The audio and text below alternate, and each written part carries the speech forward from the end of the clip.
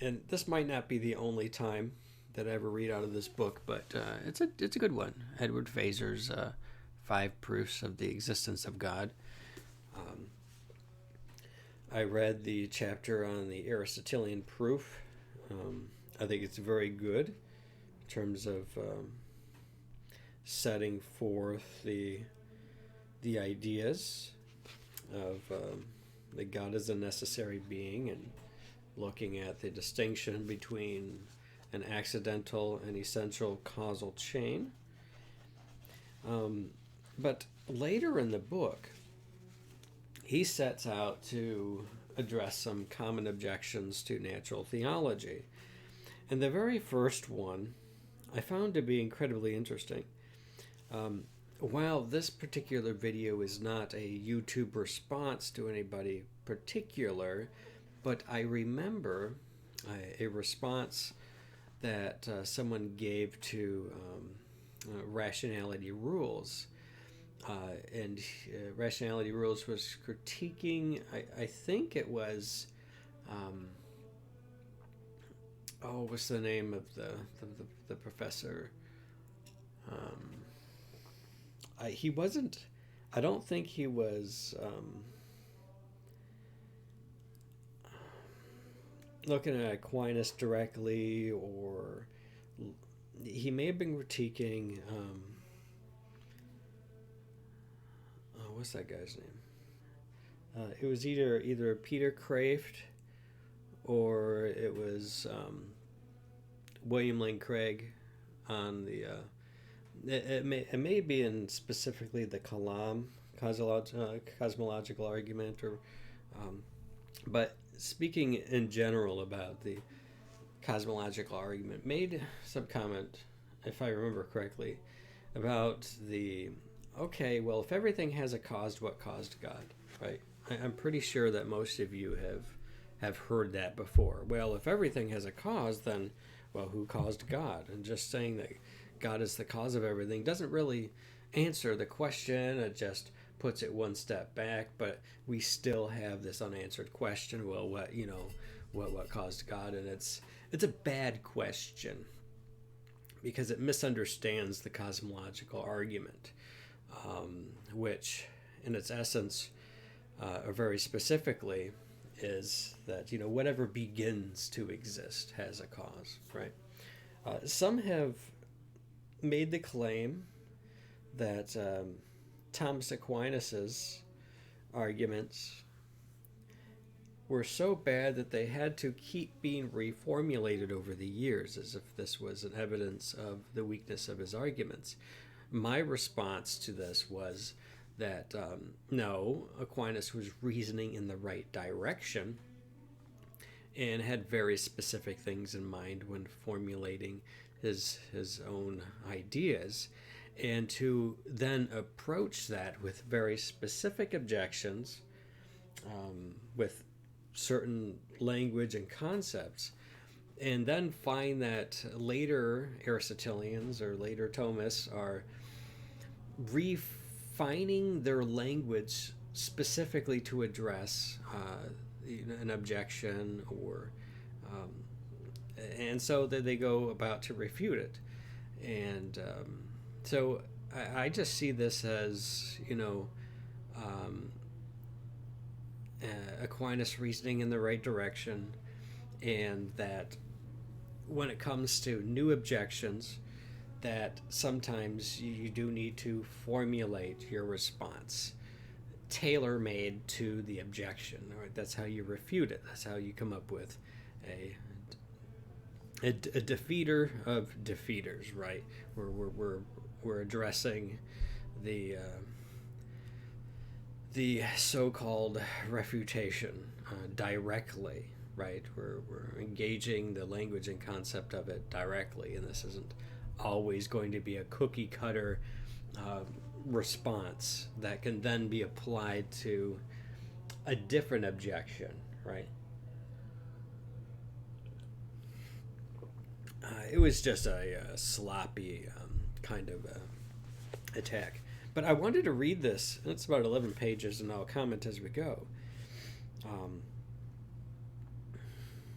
because it is the kind of anti-theist tradition that doesn't really exist, right? It's a kind of well, I'll just read it, and we'll kind of set the stage for it, and then it'll make more sense as I explain a little bit more. So the objection is maybe the universe itself, or the Big Bang, or the multiverse, or indeterministic quantum events, or the laws of physics, whatever it is the uncaused, self-explanatory, or necessary being. Actually, I'm sorry, that's not the objection we're reading. How about that one be our next one? I was supposed to go back a couple pages. Okay, if everything has a cause, then what caused God? All right, this is where we're at. All right. Perhaps next time we get together, we can look at the other one, because Edward Feser does a really good job with what he addresses here. And that makes a good title for this portion of the video. Does everything have a cause? And the answer to that is no. So this may be the single most common objection against arguments for a divine cause of the world. It is routinely raised by amateurs and by professional philosophers alike. And it is a staple of new atheist literature, found in books such as or an author such as Sam Harris, Richard Dawkins, Alfred Knopp, Daniel Dennett, Christopher Hitchens, Victor Strenger, maybe Stephen Hawking, Lawrence Krauss, Alex Rosenberg, A.C. Grayling, folks like that. That's what he has in mind when he talks about the new atheist literature. We've already seen why the objection has absolutely no force against any of the arguments defended in this book. None of the arguments rest in the first place on the premise that everything has a cause. All right. None of the arguments for God begin this way. For that reason alone, any suggestion that the proponent of such arguments is contradicting himself or making an arbitrary exception to his own rule would simply be directed at a straw man. But rhetorically, to ask what caused God is a bad objection, even apart from the fact that the arguments do not rest on the premise in question. For it is not as if the arguments give no reason why God does not need a cause, even if other things do. On the contrary, part of the point of the arguments is to establish that there must be something that not only lacks a cause, but could not even in principle have had one, precisely because it lacks the very feature that makes other things in need of a cause. Hence, the Aristotelian proof holds that other things require a cause because they are mixtures of actuality and potentiality. And any potential, precisely because it is merely potential, cannot actualize itself. By contrast, what is purely actual, precisely because it lacks any potentiality, not only need not have a cause, but could not have had one. The Neoplatonic proof holds that composite things require a cause because there must be some principle outside them that accounts for the composition of their parts. But what is utterly simple or non-composite has no parts to be put together in the first place. Hence, it not only need not have been caused, but could not have been caused. The Thomistic proof makes the same point insofar as it emphasizes that for a thing to be kept in existence is for its essence to be conjoined with existence, which requires a cause, whereas something whose essence just is existence need not and could not have existence conjoined to its essence, and thus need not and could not have a cause. The rationalist proof entails that contingent things require a cause precisely because they are contingent, and could have been otherwise, whereas what is necessary, and thus could not have been otherwise, neither need have nor could have a cause. So, to ask what caused God, far from being the devastating retort new atheist writers suppose it to be, is in fact painfully inept. When interpreting in light of what the various arguments actually mean by cause and God, it really amounts to asking, what caused the thing that cannot in principle have a cause? In particular, it amounts to asking, what actualized the potentials in that thing which is purely actual, and thus never had any potentials of any sort needing to be actualized in the first place? Or, what principle accounts for the composition of the parts in that which has no parts, but is absolutely simple and non-composite? Or, what unites the distinct essence and existence in that which has no essence distinct from its existence? Or, what imparted a sufficient reason for existence to that thing which has its sufficient reason for existence within itself, and not derived from something else? And none of these questions make any sense whatsoever. Of course, the atheist might say that he isn't convinced that these arguments succeed in showing that there really is something that could not in principle have had a cause, something that is purely actual or absolutely simple, or in which essence and existence are identical, or which has a sufficient reason for its existence within itself. He might even try to argue that there is some sort of hidden incoherence in these notions, but merely ask the question, what caused God? As if any defender of such arguments has overlooked the most obvious of objections, simply misses the whole point. A serious critic has to grapple with the details of the argument. He cannot short-circuit them with a single smug question.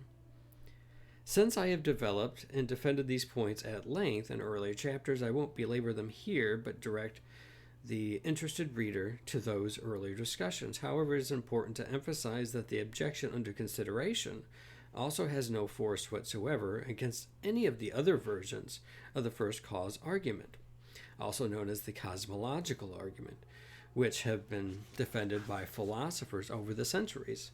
Mostly for the same reason, it has no force against the arguments defended in this book. Why then is this lame objection so commonly raised and presented as if it were devastating? That is a question worth examining in some depth.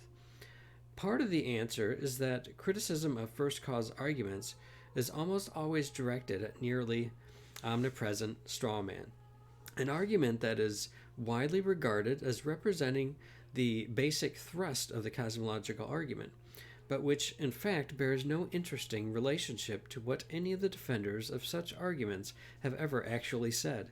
For example, new atheist Daniel Dennett begins his brief discussion of the cosmological argument as follows.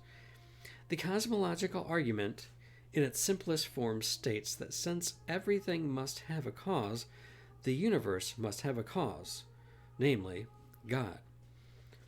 Though you can see this in the language of the critique here, or in this case, Daniel Dennett, trying to portray the cosmological argument as if, quote unquote, everything must have a cause. And this is not at all true.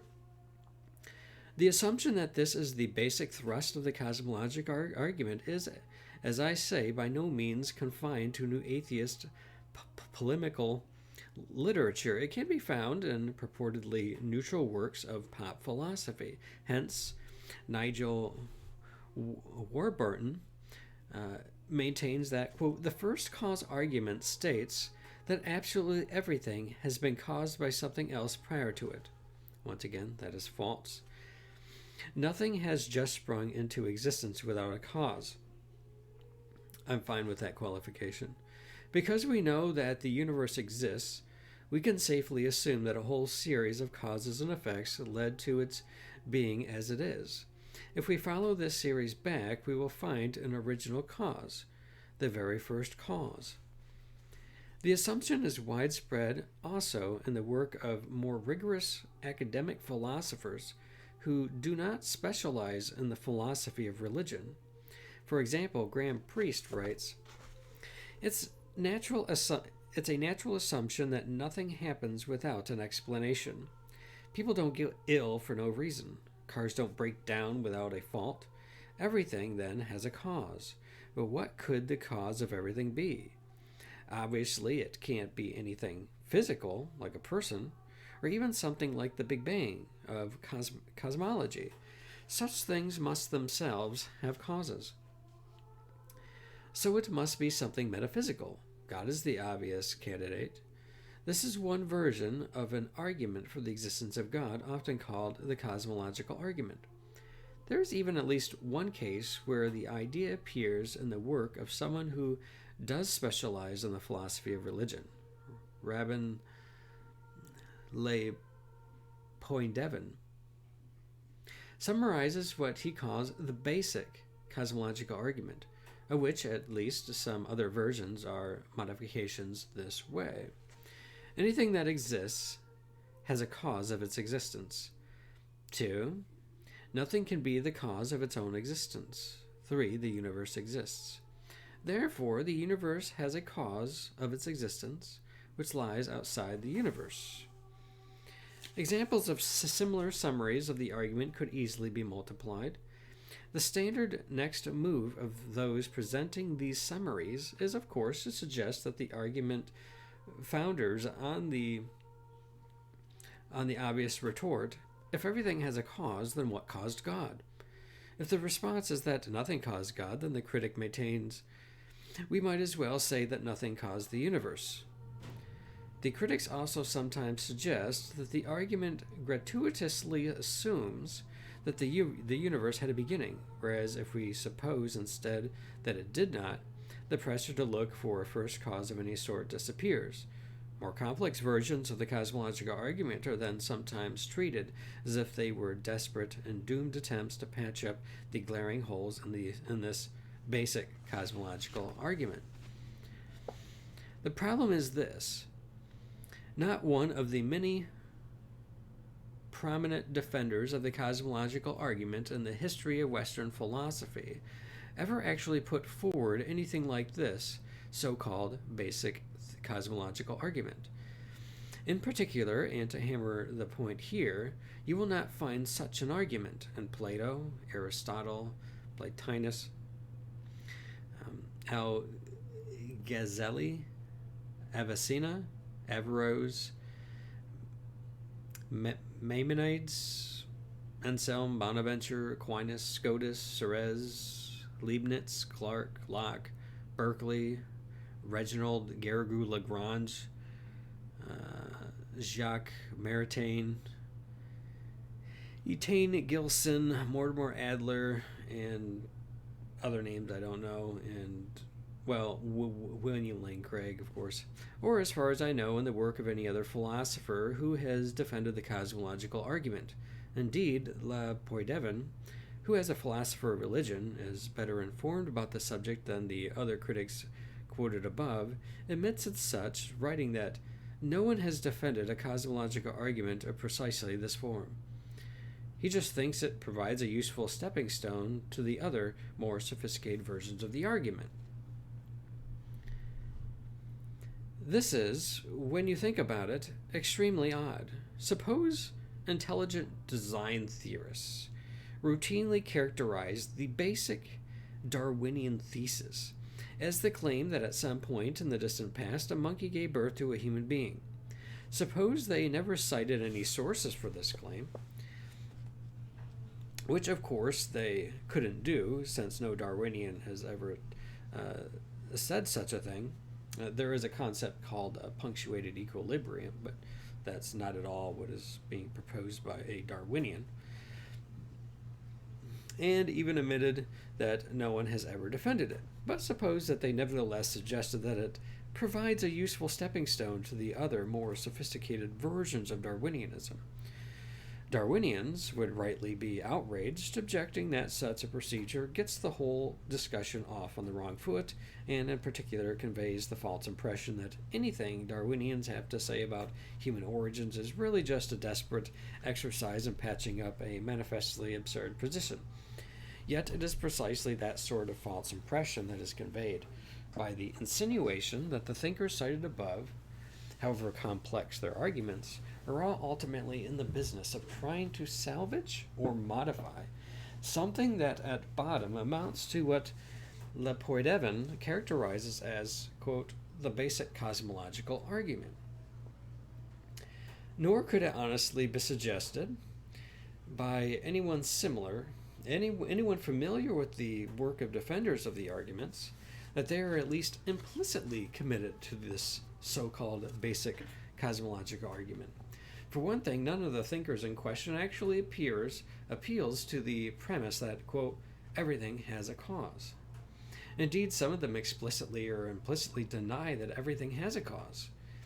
For another thing, none of the defenders of the argument cited above assumes that the universe had a beginning, and only one version of the argument, the Kalam cosmological argument, is even concerned to try to show that it did. Indeed, most versions do not even require as a premise any claim about the universe as a whole in the first place.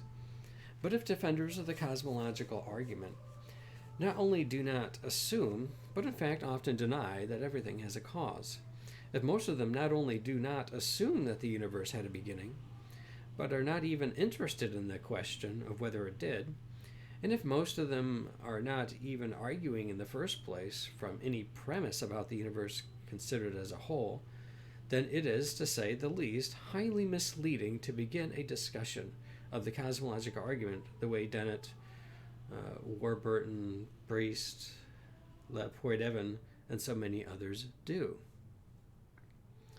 In any event, if the prevalence of the "if everything has a cause, then what caused God" objection is explained by the prevalence of the strongman first cause argument against which it is directed, that just raises the further question: why do critics keep attacking this straw man? And the author goes on to talk about this for the remainder of that.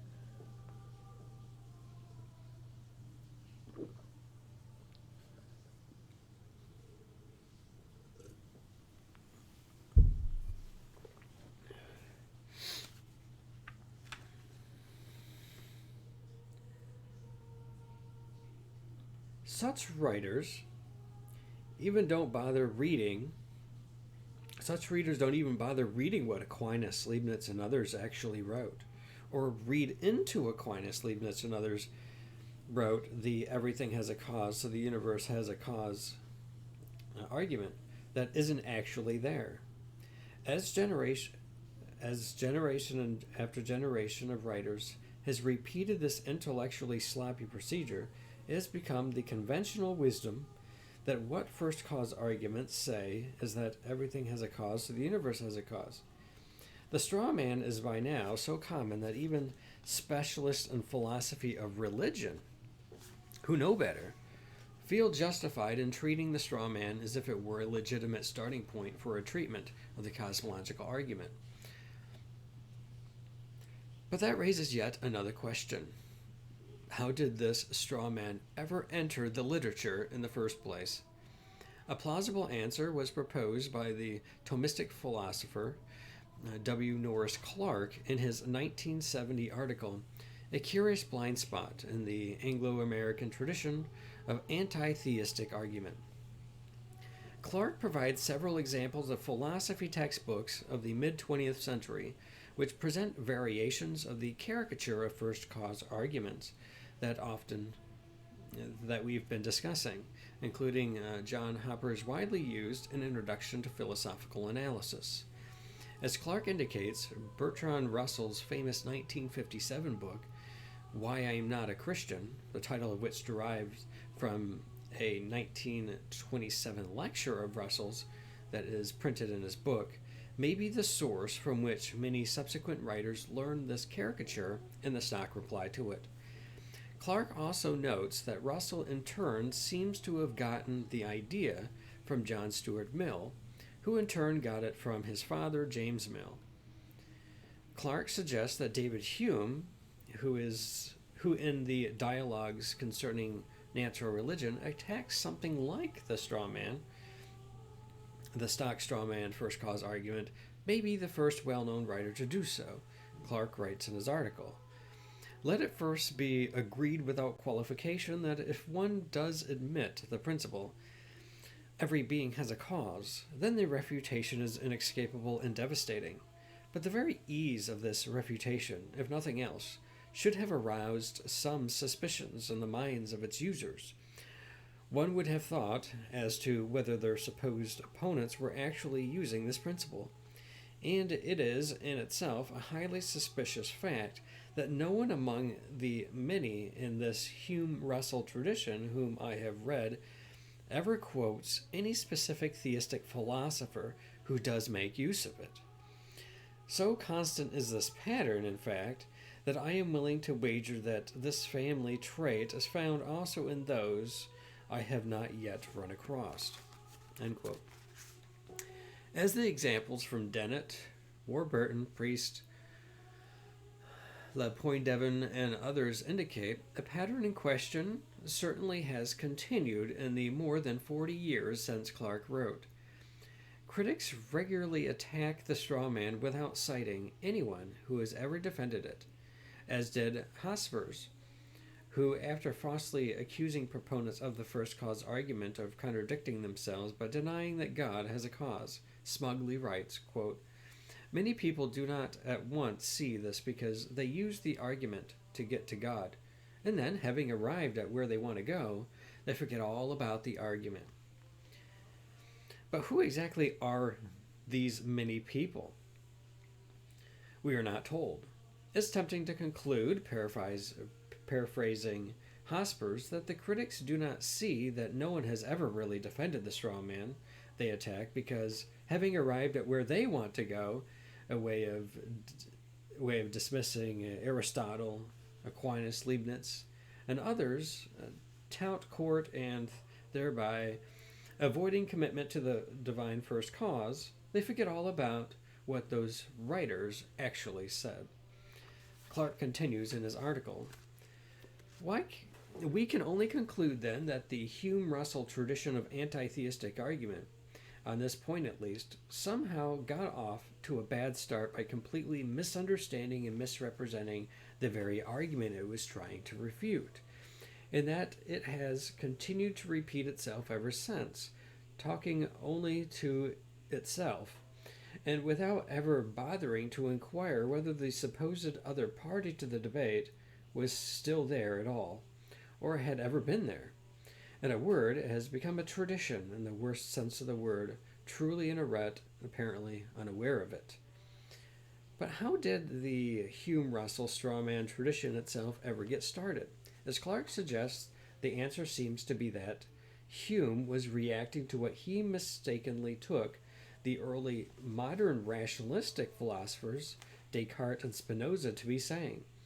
In the third of his meditations on first philosophy, Descartes had put forward an eccentric and now little-known variation of the first cause argument, a variation sometimes labeled by commentators the presentation. I think I just jumped several pages here. I did. The presentation argument, which implies that there is a sense in which everything has a cause. Now, even Descartes' argument was not the straw man argument. Everything has a cause, so the universe has a cause. For one thing, he is not in his argument addressing the question of what is the cause of the universe. Rather, he begins by asking what it is that preserves him in existence from moment to moment. This is the idea of divine conservation, right? The idea that we were all created ex nihilo, and if God were to withdraw his power, we would all slip back into the nothing from which we came, right? For another thing, the premise, everything has a cause, does not explicitly appear as a premise in his argument. Furthermore, the argument does not make an exception in the case of God, since it regards him as self-caused. And I could see that being a kind of source of confusion by somebody who might not be following closely to what exactly is and is not being said within the framework of Descartes' thought, right? In other words, Descartes was implicitly committed to the premise that everything has a cause, including God. So even he is not subject to the objection if everything has a cause, what caused God, in part because he does not deny in the first place that God has a cause. This idea of self-caused was something that Descartes was talking about. There is another reason this is not a good objection even to Descartes' argument. Clarke discusses the argument in some detail and shows that while Descartes' development and defense of it and his replies to critics of the Meditations is complicated and confusing, at the end of the day, even he does not appear to be saying quite the sort of thing that the Hume-Russell straw man attributes to first cause arguments. Rather, what Descartes is saying is something closer to a variation of the principle of sufficient reason, which I discuss and defend in Chapter 5, according to which everything has an explanation. This is not the same thing as saying that everything has a cause in the sense of that which actualizes some potential. For whereas all causes are explanations, not all explanations are causes. And as we saw in Chapter 5, in the case of first cause arguments that appeal to the principle of sufficient reason, the Hume-Russell style objection cannot get off the ground because these arguments do not and need not make any exception in the case of God. They hold that absolutely everything has an explanation. In the case of contingent things, the explanation lies outside the thing, and in the case of a necessary being, the explanation lies in the thing's own nature. Whatever one thinks of such arguments, there is no inconsistency in them, nor any ad hoc exception to a general principle.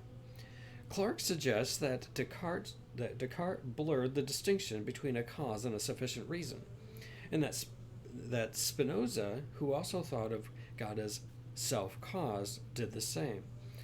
What they really meant was something like everything has an explanation, where again they may make no exception in the case of God. But since they use the language of cause, it sounds as if they are saying that everything has a cause, in the usual sense of a efficient cause, which is distant from its effect. And of course, that is the sort of cause that God is traditionally said not to have, and which Descartes and Spinoza themselves would deny that he has, even if they think he does have a cause in the sense of a sufficient reason. Clarke suggests that what Hume did was essentially to confuse these two senses of cause, taking the rationalist claim that everything has a cause in the sense of a sufficient reason to be identical to the claim that everything has a cause in the sense of an efficient cause distinct from itself. In fact, no defender of the cosmological argument ever made the latter claim, but since Descartes and Spinoza made the former claim, it seemed to Hume as if someone had made it. Hume then essentially made the further step of attributing this thesis to proponents of the cosmological argument in general. And then, since proponents of the cosmological argument in general do deny that God has a cause in the sense of an efficient cause distinct from himself, the claim that proponents of the argument were contradicting themselves seemed to have force. But as Clarke says, and he continues in his article, thus the first cause argument for the existence of God, which the Hume-Russell tradition is devastatingly attacks, is indeed an invariable metaphysical monster. But it is a monster of their own fabrication, not that of any reputable theistic philosopher. It is actually a kind of hybrid of both the traditional scholastic and Cartesian rationalist traditions, which would make sense in neither and be repudiated by both. Clarke goes on to note that while Hume may have had some excuse for this error, given the confusing nature of Descartes' terminology, quote, it is much harder to excuse his successors in this tradition, with all the resources of historical scholarship and linguistic analysis at their disposal, for perpetuating this confusion. In my view, a willingness to assent to the following judgment of Clarke's provides a useful test for the competence and intellectual honesty of any atheist and any professional professor who deigns to comment on the subject of first cause arguments. Quote, "We are here in the presence of a philosophical tradition that is truly, in a sense, self-repetitive rut. A tradition that has long since ceased to look outside of itself to check with reality and see whether the adversary it so triumphantly and effortlessly demolishes really exists at all. It would seem to be high time that those who still follow this particular tradition of anti-theistic argument should have the grace and humility to acknowledge that their argument is dead, and let us get on with more substantive problems with regard to philosophical argument for and against the existence of God." Unfortunately, the straw man in question seems immortal. More than 80 years before Norris Clarke published his paper, another Thomist, Richard Clarke, complained, "The reader will observe that the law of causation does not state, as some modern writers most unfairly would have us believe, that everything that exists has a cause. In this form it is quite untrue, since God is uncreated and uncaused. If it were worded thus, the objection that we first formulate our universal law and then exclude from it him on whom all existence depends would be perfectly valid. But this is entirely to misrepresent our position. It is one of the unworthy devices of the enemies of a priori philosophy." No doubt defenders of first cause arguments will have to make the complaint again in another 80 years. Indeed, I am confident that even some atheists who read the present book will before long still find themselves trotting out the tried, "if everything has a cause, then what caused God?" objection. Habits are hard to break, especially if breaking them entails having to admit that one's fellow atheists have for centuries been resting their main objection to first cause arguments on an extremely elementary mistake. Very excellent assessment of Clarke's article on this particular question.